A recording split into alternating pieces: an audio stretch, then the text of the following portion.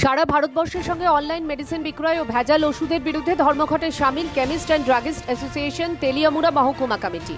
তেলিয়ামুড়া মহকুমায় তাদের ডাকা ধর্মঘট সর্বাত্মক সফল বলেই দাবি তাদের। যদিও রোগীদের স্বার্থে জরুরিকালীন পরিষেবা দেওয়ার জন্য তেলিয়ামুড়া মহকুমার কল্যাণপুরে এবং তেলিয়ামুড়া মহকুমা হাসপাতালের সামনে একটি করে ওষুধের দোকান খোলা রাখা হয়েছে। জানা যায় অনলাইন ওষুধ বিক্রয় আজ এমন পর্যায়ে পৌঁছে গেছে যাতে করে ভারতবর্ষের বিভিন্ন ওষুধ ব্যবসায়ীদের ক্ষতির সম্মুখীন হতে হচ্ছে।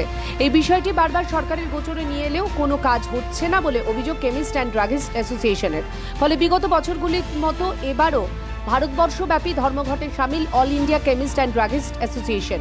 সেই সঙ্গে তেলিয়ামুড়া মহকুমার প্রত্যেকটি ওষুধের দোকান বুধবার ধর্মঘটে সামিল হয়।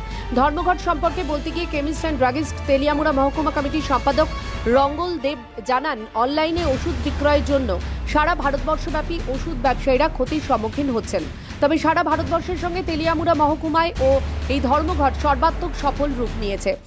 আসলে কারণ হইল আজ 20শে মে রোজ বুধবার অনলাইন এবং কর্পোরেট দ্বারা ভেজাল এবং নিম্নমান ওষুধের বিক্রির প্রতিবাদে সারা ভারতবর্ষের কেমিস্ট অ্যান্ড ড্রাগিস্ট অ্যাসোসিয়েশনের বন্ধ।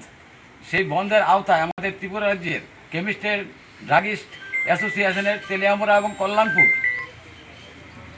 সেই ডাকা বন্ধ সর্বাত্মক সফল, এবং সেই সফলতার কারণে আমি তেলিয়ামুড়া এবং কল্যাণপুর কেমিস্ট ভাইদের ধন্যবাদ জ্ঞাপন করছি। তৎসঙ্গে আমাদের স্বার্থ দেখলে চলবে না, আমাদের তেলিয়ামুড়া এবং কল্যাণপুর জীবনদায়ী ঔষধ বিক্রির ক্ষেত্রে আমরা তেলিয়ামুড়া এবং কল্যাণপুরে একটি দোকান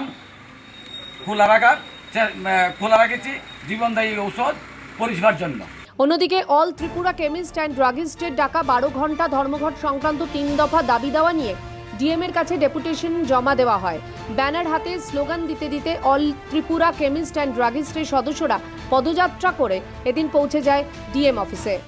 আমাদের যে drugs and cosmetics rules act 1945, সেখানে 1945 অ্যাক্ট অনুযায়ী আমাদের যে দোকানগুলি যে পরিচালনা করে একটা ফার্মাসিস্ট দ্বারা দোকান পরিচালিত হয়।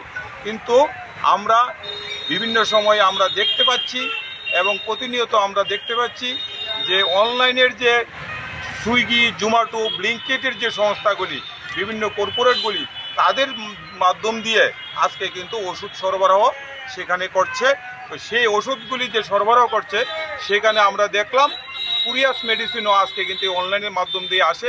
সেই স্পুরিয়াস মেডিসিন আমরা যে বন্ধ করা হোক, এবং ভারতবাসী হিসাবে এবং ত্রিপুরাবাসী হিসাবে আমিও চাইছি সারা ত্রিপুরা রাজ্যে স্পুরিয়াস মুক্ত জনগণ যাতে ভালো ওষুধ পায়।